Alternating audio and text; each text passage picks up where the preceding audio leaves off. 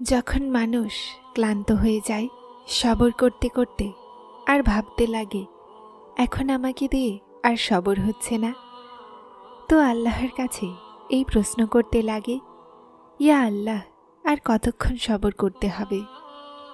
কখন আমি সবরের ফল পাব?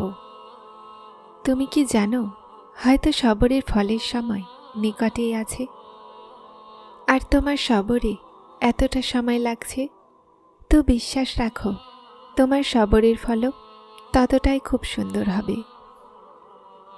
জীবন খুব সুন্দর হয় যখন সবর করা হয়। আর তুমি ভয় কেন পাও? তোমার সবর ভাঙতেই পারে না। শুধু তুমি আল্লাহর ওপরে ভরসা তো রাখো।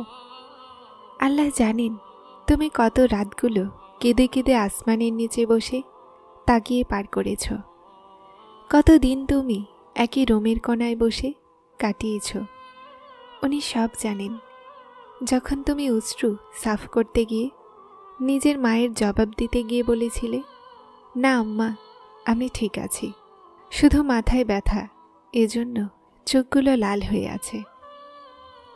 যখন তুমি সিজদাতে তোমার অশ্রুগুলোকে আটকাতে পারোনি, যখন লাখ কষ্টে থাকার পরও তুমি সবার সামনে হাসো আর লুকিয়ে লুকিয়ে আকাশের দিকে তাকিয়ে নিজের অশ্রু লুকাতে, উনি জানেন তুমি কোন কষ্টে আছো। শুধুমাত্র একটা কথা মনে রেখো, যখন এই দুনিয়া চিরস্থায়ী নয়, তারপর এই পরীক্ষা, অশ্রু, কষ্ট সারা জীবন চিরস্থায়ী থাকবে কিভাবে?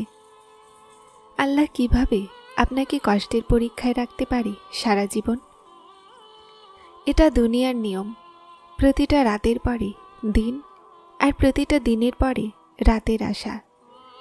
এভাবেই প্রতিটা কষ্টের পরে স্বস্তি, আর প্রতিটা দুঃখের পরে শান্তি আসবে। আর তুমি তো অনেক সাহসী, তুমি অনেক সবরের সাথে কাজ করেছ।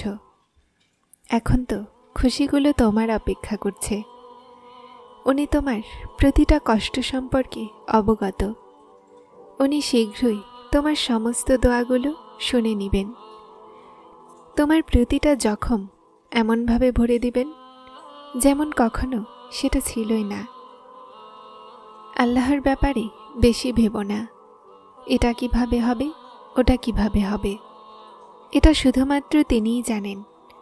হতাশ হয়ো না, হতাশা তো কুফর। আর তুমি কিভাবে বলতে পারো যে তিনি তোমাকে পরীক্ষায় ফেলে ভুলে গেছেন? উনি তো কিছুই ভোলেন না। উনি তো ছোট থেকে ছোট জিনিসও ভোলেন না। উনি তো একটা পিঁপড়ারও হিসাব রাখেন। তোমার তো এক ফোঁটা অশ্রু একটা পিঁপড়ার থেকে বড়। তুমি তো তারপর মানুষ, তোমাকে তো তিনি অনেক ভালোবাসেন। তাহলে তুমি কেন হতাশ হও? কেন ভাবো যে তোমার দোয়া কবুল হবে না? কেন মন ছোট করো? এটার মানে তো এই যে তোমার তার উপরই বিশ্বাস নেই। উনি তো কোরআনে নিজে ওয়াদা করেছেন, প্রতিটা কষ্টের সাথে রয়েছে স্বস্তি। এটাও তো ভাবো যে তোমাকে এখান পর্যন্ত নিয়ে এসেছেন, তিনি আগেও কিছু ভেবে রেখেছেন। তারপর তিনিই তো বলেন, তিনি লজ্জাবোধ করেন তার বান্দার তোলা হাত খালি ফিরিয়ে দিতে। তার তো প্রতিটা ওয়াদা সত্য। তাহলে তুমি কেন ক্লান্ত হয়ে হেরে বসে আছো? আল্লাহ জানেন তুমি কত অশ্রু নিজের মাঝে লুকিয়ে রেখেছ। আল্লাহ জানেন তুমি কত রাত অস্থির হয়ে কাটিয়েছ। আল্লাহ জানেন বিপদ আপনাকে ঘিরে আছে। আল্লাহ জানেন কোন দুঃখ আপনাকে ভেতর থেকে কুড়ে কুড়ে খাচ্ছে। আল্লাহ জানেন প্রতিটা সেই কথাকে যা নিজের অন্তরে দাফন করে রেখেছেন। বিশ্বাস করুন, আল্লাহ সব জানেন। আর তিনি সবসময় আপনার সাহায্য এমন জায়গা থেকে করেন যে আপনার ধারণাও থাকে না যে কিভাবে সব কিছু ঠিক হয়ে গেল। নিজেই ভাবুন যে আগেও কতবার কত বিপদ মনে হয়েছে, আর আজ আল্লাহ আপনাকে সেই বিপদ থেকে বেরও করে দিয়েছেন, আপনি জানতেও পারেননি। না জানে আমাদের জীবনে প্রতিদিন কত সমস্যা আসে, কিন্তু আল্লাহ আমাদের জন্য গায়েবী সাহায্য পাঠিয়ে দেন, আমাদেরকে সবসময় সামলে নেন। বিশ্বাস করুন, আজ যেই বিপদেই আপনি আছেন সময়ের সাথে শেষ হয়ে যাবে, কেননা আল্লাহ তার বান্দাকে অনেক ভালোবাসেন। তিনি তার বান্দাগুলোকে তাদের সহ্যের বেশি বোঝা চাপান না। আমরা আল্লাহর পরিকল্পনা কখনোই বুঝতে পারব না। আল্লাহ অনেক দয়াময়, অনেক রহিম।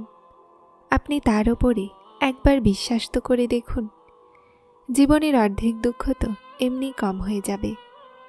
হাসুন আর আল্লাহর ওপরে বিশ্বাস রাখুন, দোয়া করুন আর সবর করুন, দেখবেন সব কিছু ঠিক হয়ে যাবে ইনশাআল্লাহ। আল্লাহর ওপরে বিশ্বাস আপনাকে আপনার জীবনের সমস্ত যুদ্ধে জিতিয়ে দিবে। আপনার দোয়াগুলো এমনভাবে কবুল হবে যে আপনি অবাক হয়ে যাবেন। আপনাকে আপনার সবরের ফল এমনভাবে দেয়া হবে যে আপনি সফরের সমস্ত ক্লান্তি ভুলে যাবেন। কখনো কখনো এমনও হয় যে যখন আমরা জায়নামাজে বসি তো না চোখ থেকে অশ্রু বের হয় আর না মুখ থেকে কোনো ভাষা বের হয়, আর আজব একটা কৈফিয়ত কাজ করে। মন তখন চিৎকার করে বলে, ইয়া আল্লাহ, এখন শুধুমাত্র আপনার কোণের প্রয়োজন। কিন্তু মুখ সেই দুঃখ বয়ান করতে ব্যর্থ হয়। আর জানো, সেই সময় তোমার আল্লাহর সাথে নয়, বরং তোমার অন্তরের আল্লাহর সাথে কথোপকথন হয়। আর যখন ভাঙা হৃদয় নিজেই আল্লাহর নিকট ছুটে যায়, তো আল্লাহ তার জন্য নিজের সাহায্য পাঠায় না, বরং তারপর আল্লাহ নিজেই তাকে সামলে নেয়। আল্লাহ তখন উসিলা বানান না তার জন্য, আল্লাহ নিজেই উসিলা হয়ে যান। উনি সব জানেন, তুমি বলো তখনও, আর যখন তুমি কিছুই বলতে পারো না তখনও। সবর সেই খুব সুন্দর সফর যার পরীক্ষা ভয়ানক হয়, কিন্তু সেটার মঞ্জিল খুব সুন্দর। আপনি কল্পনাও করতে পারবেন না, এমনভাবে মন খণ্ডবিখণ্ড হয়ে যায় যে সেটাকে জুড়ে দেওয়ার খেয়ালের আগেই মানুষ হাল ছেড়ে দেয়। যে জখম গভীর হয় ভরতেও সময় নেয়।